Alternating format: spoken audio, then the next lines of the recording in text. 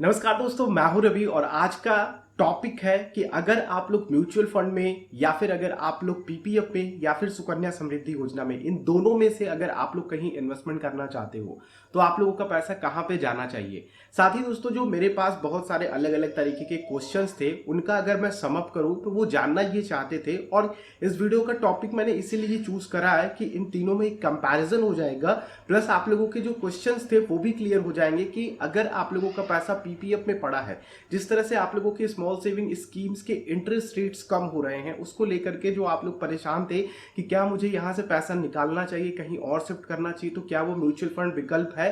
तो ऐसे सारे क्वेश्चंस आ रहे थे और कई लोग जो म्यूचुअल फंड का अभी देखा जाए तो इक्विटी बेस्ड इन्वेस्टमेंट्स है, प्योरली इक्विटी बेस्ड है, जिन्होंने भी इंडेक्स पर डाल रखा है या फिर large cap, mid cap, small cap में डाल रखे हैं, तो उनका क्या है कि उनको डर लग रहा है कि मार्केट अभी गिरेगा तो वो पैसा अभी क्या पीपीएफ में डाल दे उठा करके, जो भी है। तो ये सब कुछ ये क्वेश्चन का एक सम अप है जो आप लोगों को इस वीडियो में पता चल पाएगा। तो वीडियो को शेयर कीजिएगा और इसी तरह की वीडियोस अगर आप लोग फ्यूचर में भी देखना चाहते हैं तो चैनल को आप लोग सब्सक्राइब करते हैं और बेल आइकन को क्लिक करेंगे तो आप लोगों तक इसी तरह की इन्फॉर्मेटिव वीडियोस पहुंचती रहेंगी, जिसमें आप लोगों को mutual fund schemes, insurance policies, personal finance से रिलेटेड वीडियोस मिलती रहेंगी और आप लोग अप टू डेट रहोगे।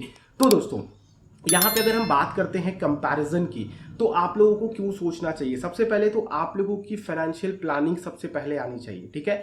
आपकी फाइनेंशियल प्लानिंग किस तरह से है, कहां पे जाना चाहिए, आप किस तरह के इन्वेस्टर हो, तब आप लोगों को यह सोचना चाहिए कि आपको पीपीएफ चाहिए, सुकन्या चाहिए या फिर आपको चाहिए म्यूचुअल फंड।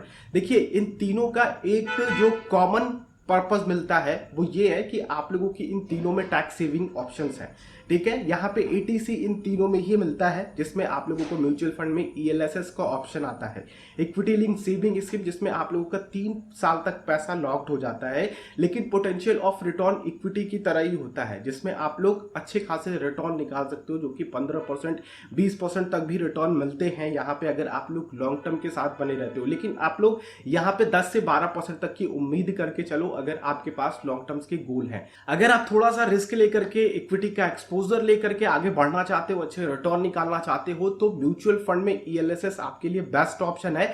अगर आप ईएलएसएस में नहीं जाना चाहते हो तो भी आप जा सकते हो डायरेक्टली इक्विटी में, जो कि आप लोगों का प्योरली बेस्ड होगा, जिसमें आप लोगों के शेयर्स वगैरह डायरेक्टली होंगे, डैप नहीं होंगे, ठीक है। आप इंडेक्स फंड को चूज कर सकते हो, जहां से आपको निफ्टी 50 का पूरा एक्सपोजर मिलेगा, 50 स्टॉक के एक्सपोजर मिलेंगे, या फिर सेंसेक्स 30 वाले प्लान आप ले सकते हो जिसमें आप लोगों के इंडिया के 30 स्टॉक के एक्सपोजर मिल जाएंगे, या फिर कोई भी मल्टी कैप फंड आप चूज कर सकते हो जिसमें आप लोग लॉन्ग टर्म की प्लानिंग कर सकते हो। बाकी सुकन्या समृद्धि योजना की बात करते हैं, मैं आप लोगों को लास्ट में सम अप बताऊंगा कि आखिर अभी क्या करें, ठीक है। आप लोगों को पैसा निकाल करके इधर उधर इंटरचेंज करना चाहिए कि नहीं करना चाहिए, ठीक है। तो उसके लिए थोड़ा वीडियो को आगे बढ़ा करके आप देख सकते हैं।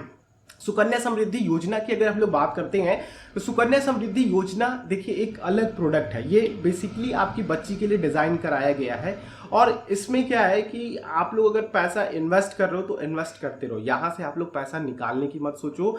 नहीं, आप लोग अगर फ्रेश इन्वेस्टमेंट करना चाहते हो यहाँ पे, तो मैं कहूंगा कि फ्रेश इन्वेस्टमेंट भी कर सकते हो। लेकिन अगर आपको लगता है कि नहीं, हम इक्विटी में जाकर के ज्यादा अच्छे रिटर्न कमा सकते हैं, क्योंकि अभी आपकी बच्ची छोटी है और आपकी बच्ची की शादी अभी 15 से 20 साल बाद होनी है, जैसे कि 10 साल की है तो मे बी 25 साल में आप उसकी शादी करना चाहते हो, तो 15 साल एक इनफ टाइम होता है अच्छे रिटर्न कमाने के लिए इक्विटी से।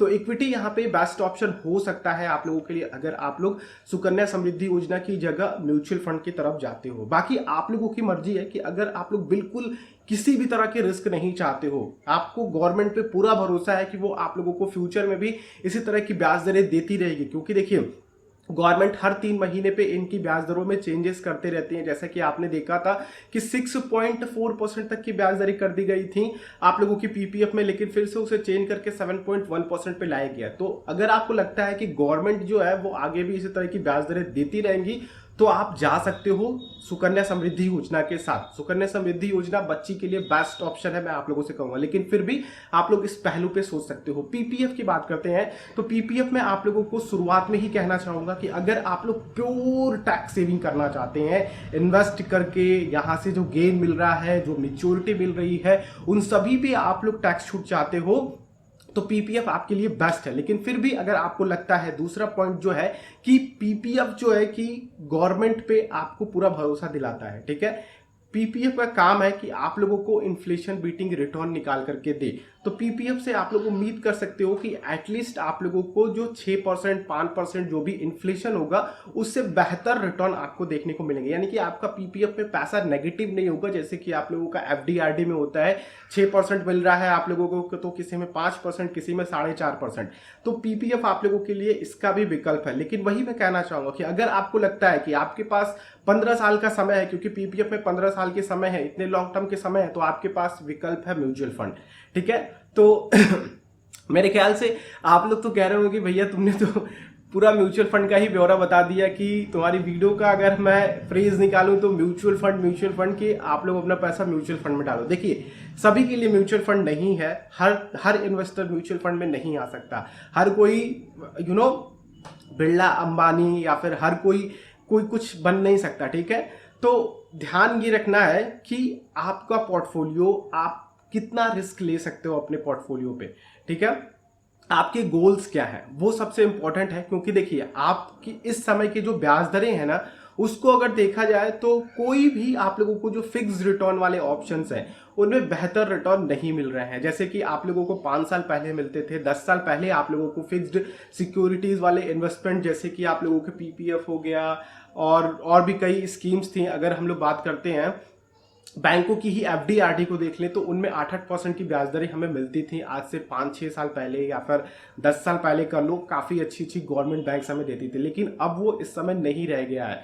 तो हमारे पास एक ऑप्शन बचता है कि हम अपना पैसा उठा करके इक्विटी में थोड़ा एक्सपोजर बढ़ाएं। और आप लोग देख रहे हैं कि लोग इक्विटी को काफ़ी ज़्यादा पसंद कर रहे हैं, क्योंकि उन्होंने अभी कोरोना की महामारी देखी। 2008 में उतना ज़्यादा क्रेज नहीं था इन्वेस्टमेंट का, लोग उधर ज़्यादा ध्यान नहीं देते थे। लेकिन इस समय इंटरनेट टेक्नोलॉजी का ज़माना आ गया है, इसलिए चीज़ें काफ़ी तेज़ी से फैल जाती हैं। तो यहाँ पे क्या है कि ये 2020 के बाद से 2019 वाला जो कोविड आया है, फिर 2020 में चरम सीमा पे था, तो जो मार्केट था वो डाउन था। फिर यहाँ से अपमूव जो किया है, फिर वो देख करके लोग कहीं ना कहीं एक ग्रीड पर भी आ गया है कि भैया कि यहाँ पे तो पैसे बनते हैं, अच्छा खासा कमाई करी जा सकती है। तो उसको देख करके भी लोग काफ़ी अच्छा खासा मेजॉरिटी के साथ आ रहे हैं यहाँ पे। और ये चीज़ें केवल कोविड से ही नहीं हुई, ये पहले से भी होती हुई चली आई हैं। तो अगर आप लोग लॉन्ग टर्म में बने रहते हैं और कोविड जैसे फ्यूचर में फॉल आते भी हैं और आप लोगों का इन्वेस्टमेंट लगातार बना रहता है, तो आप लोगों के पोर्टफोलियो पे बहुत ज़्यादा फर्क नहीं पड़ेगा, क्योंकि आपने एसआईपी का माध्यम चूज करके उसमें इन्वेस्टमेंट किया हुआ है। तो देखिए, ज़्यादा समय नहीं लेना चाहूँगा मैं आप लोगों का। आई होप आप लोगों को क्लियर हो गया जो भी लोग क्वेश्चन पूछ रहे थे, क्योंकि अभी रिसेंट ये क्वेश्चन नहीं आया है, पिछले 2-3 हफ्तों से मेरे पास अलग अलग तरीके की यही क्वेश्चंस आ रहे थे। तो आई होप कि मैंने आप लोगों का ये क्लियर कर दिया कि आप लोग पीपीएफ में जाओ, सुकन्या में जाओ, या फिर आप लोग म्यूचुअल फंड में जाओ। जो आप लोगों के लिए बेस्ट हो वो आप चूज कर सकते हो। आप किसके साथ जाओगे नीचे कॉमेंट करके बताना। अगर आप लोग म्यूचुअल फंड में इन्वेस्ट करना चाहते हो, शेयर मार्केट में इन्वेस्ट करना चाहते हो, तो नीचे वीडियो के डिस्क्रिप्शन में आप लोगों को लिंक मिल जाएगी, जहां से आप डीमैट अकाउंट क्रिएट करके एक प्लेस से म्यूचुअल फंड में भी इन्वेस्ट कर सकते हो और आप लोग शेयर मार्केट में भी अपना इन्वेस्टमेंट कर सकते हो, ट्रेडिंग भी कर सकते हो, ठीक है। तो वीडियो अच्छी लगी तो लाइक कीजिएगा, दूसरों के साथ शेयर कीजिएगा। इसी तरह के और वीडियोस देखना चाहते हैं तो चैनल को सब्सक्राइब करके बेल आइकन को क्लिक करेंगे तो आने वाली वीडियोस की नोटिफिकेशन सबसे पहले आप लोगों तक आएगी। हम लोग नेक्स्ट वीडियो मिलते हैं। आप लोगों का दिन शुभ हो। जय हिंद।